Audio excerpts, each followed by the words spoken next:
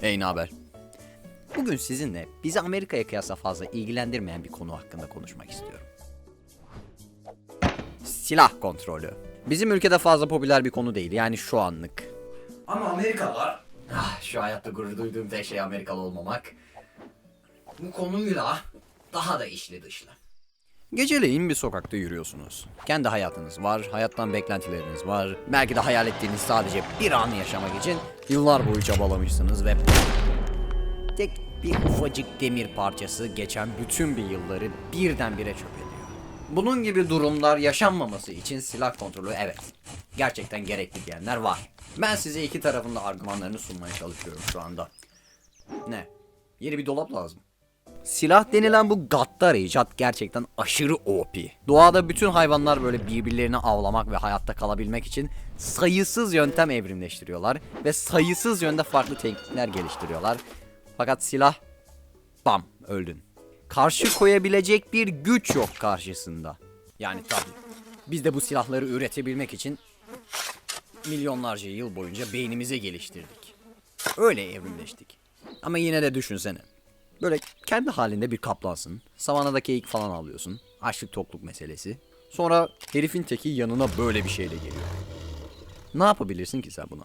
Yani kısacası silahlar çok güçlü ve bu güç her birimizin hayatını bir parmak hareketine bırakıyor. Silah kontrolünü savunan insanların gerekçesi de insan hayatını bu kadar ucuz ve kolay alınabilen bir şey olmaması gerekliliği.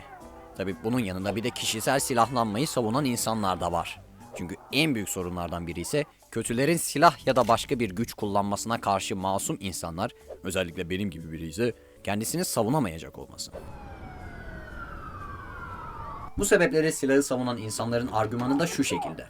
Suçlu olan kişi her şekilde illegal yollardan kendine silah edinebilir ve bunu bize karşı kullanabilir. Ama bizim gibi vatandaşların buna karşılık kendimizi savunacak bir gücümüzün olmaması o anda bizi tehlikeye düşürür. Bari silahlara ulaşım kolay olsun da biz de kendimizi koruyalım. Yani iki tarafı da bir masaya koyup tartıştırsaydık, eski Türkiye'deki gibi, büyük ihtimalle şöyle bir senaryo ortaya çıkardı. Herkes silah kullanıyor. İnsan hayatı çok ucuzladı. İnsanların kendilerini koruması için silahlara ihtiyacı var. Polisler ne işin var? Bırak işlerini yapsın. Tam saldırı anında müdahale etmezsen canından bile olabilir. Kolay erişemeyecekler saldırı kapsamına.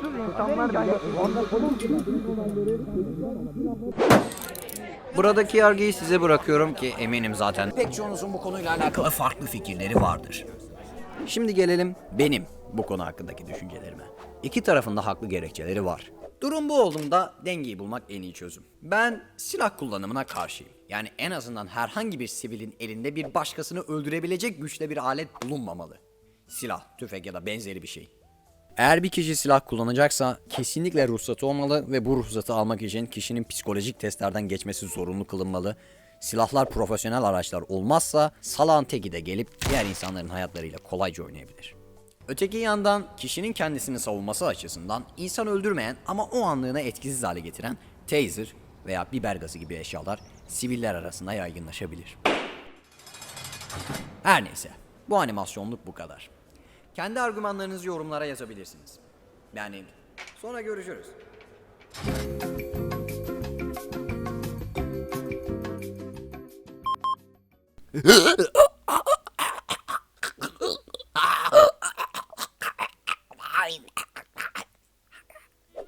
Tamam, boğazlama sahnesi bitti.